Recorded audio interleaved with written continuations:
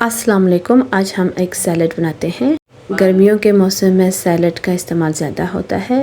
आज एक हम हेल्थी सैलड बनाते हैं। सबसे पहले मसूर की दाल को हम उबालेंगे नमक डाल के। जब ये अच्छी तरह से गल जाए तो उसका पानी ड्रेन करके निकाल लेंगे। फिर बोल में मसूर की दाल डाल के उसके साथ ही लेटस डालेंगे। लेटस डालने के बाद श्रेडेड कैरेट डालेंगे।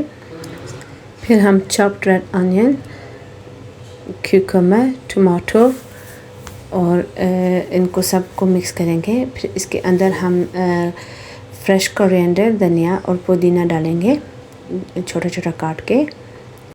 ऊपर से हम लेमन जूस, एक पूरे लेमन को इसके ऊपर निचोड़ेंगे। नमक, काली मिर्च और 1 टेबलस्पून हम ऑलिव ऑयल का डाल के इन सब चीज़ों को अच्छी तरह से मिक्स कर देंगे। हम अच्छी तरह से मिक्स करके ताकि सारी चीज़ें यकजा हो जाएं। फिर आप टेस्ट करें, अगर आपको नमक या काली मिर्च में कोई कमी हो तो आप ऐड कर सकते हैं। लीजिए, हमारा मज़ेदार हेल्थी सैलड तैयार। उम्मीद करती हूँ आप इस रेसिपी को ज़रूर ट्राई करेंगे और इन्जॉय करेंगे। शुक्रिया।